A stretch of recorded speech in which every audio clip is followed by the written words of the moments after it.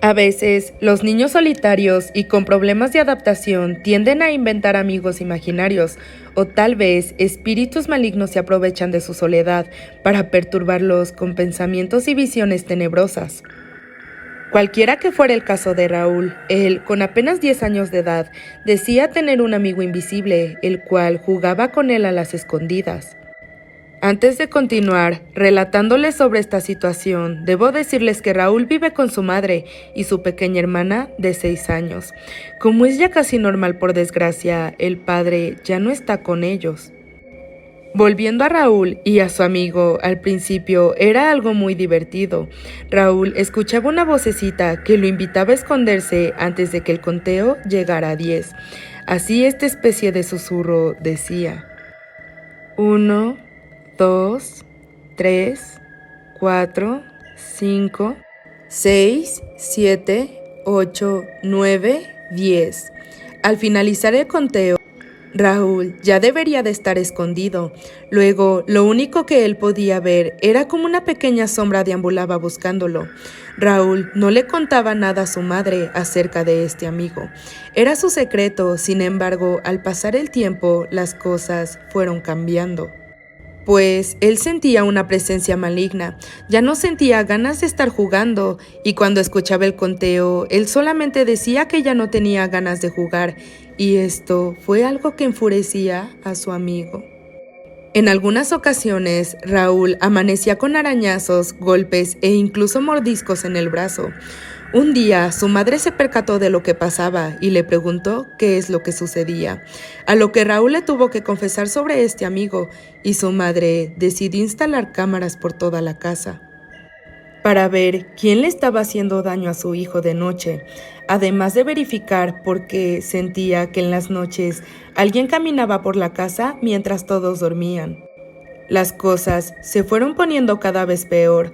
Raúl empezaba a ver como una mano tenebrosa salía a veces debajo de su cama, o algunas veces veía ojos brillando en la oscuridad, lo que en ocasiones hacía que gritara en las noches y su madre corriera en su ayuda. Su hermanita también estaba afectada, ya que a veces también amanecía lastimada sin que nadie pudiera hacer nada. Al parecer, solo Raúl era capaz de ver a su amigo. Por favor, ya déjanos en paz, no volveré a jugar contigo, deja a mi madre y a mi hermana tranquilas, no les hagas daño, decía Raúl. Sin embargo, cada vez que se escuchaba el conteo, algo malo sucedía. 1, 2, 3. Esa era la señal que solo podía escuchar él y que indicaba que él o su familia iban a salir heridos. Una noche todos dormían, pero Raúl despertó repentinamente y vio una figura negra parada en la puerta de su habitación. Sintió un gran temor, pero no podía mover ni un solo músculo. Solo vio cómo la figura se dirigía lentamente a la habitación de su hermanita. Luego escuchó el conteo del 1 al 10 y se le heló la sangre al ver cómo esa siniestra figura atacaba a su hermana sin poder ayudarla. Luego se dirigió al cuarto de su madre, volvió a contar y asesinó a su madre. Raúl solo pudo escuchar los gritos de ella al decir: por favor, no lo hagas. La sombra se acercó a Raúl, el cual estaba petrificado, y lo cubrió con oscuridad. Al día siguiente la policía, al entrar a la casa, encontró los cadáveres de la madre y la hermana de Raúl. Estaban mutilados y algo muy perturbador era que tenían escrito en sus cuerpos los números del 1 al 10 hechos con un cuchillo. Por más que buscaron a Raúl, no estaba por ninguna parte, había desaparecido. Así que tomaron las grabaciones de las cámaras de seguridad de la casa y localizaron al padre, ya que era el único familiar que quedaba. Al llegar el padre a la estación de policía, visiblemente afectado por la muerte de su exesposa e hija y la desaparición de su hijo, fue citado para ver lo que estaba en las grabaciones. Y para el asombro o el terror de todos, en ella se veía a Raúl entrando a la habitación de su hermanita y contar hasta 10. Se podía ver cómo la iba asesinando con un cuchillo y luego escribir los números en su cuerpecito. Sus movimientos parecían extraños. Pero definitivamente era él. Luego de ir a donde estaba su madre, ver cómo le decía, por favor, no lo hagas, y luego asesinarla.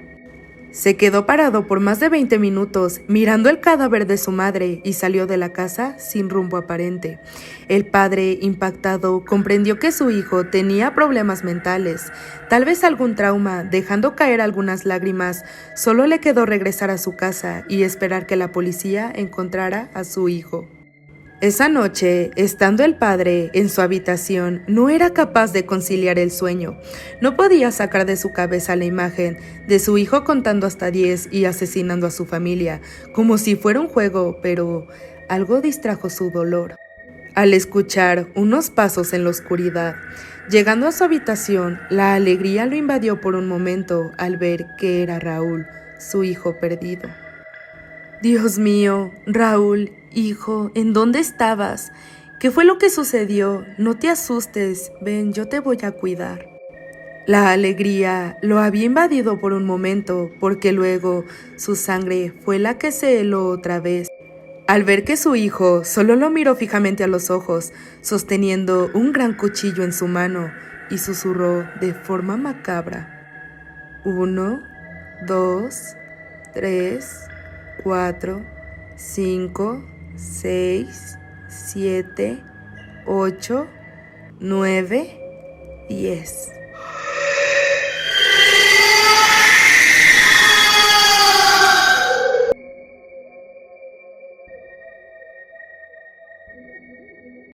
Alondra era una pequeña niña, de la cual sus padres estaban aterrorizados por las oraciones de su hija. Un día decidieron invitar a cenar al sacerdote de su pueblo para que escuchara lo que al final de cada rezo la niña pedía. Y cuida a mi mami, a mi papi, a mis hermanos, y por favor, cuida mucho de Lucifer, pues nadie pide por él, yo lo hago en su lugar. Amén. El sacerdote estaba aterrorizado ante semejantes palabras. Como la conducta de la niña era ejemplar, solo ordenó que la vigilaran.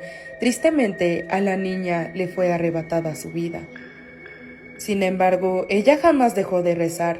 Los padres no contaban con los recursos para darle una digna sepultura a su pequeña y lloraban misericordia, cuando de la nada arribó a la humilde vivienda el más majestuoso cortejo fúnebre, liderada por un hermoso hombre.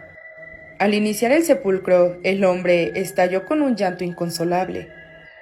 Los padres de Alondra se animaron a agradecerle y le preguntaron quién era y cómo conocía a su hija, a lo que el hombre le respondió: debes de recordar las oraciones de tu hija.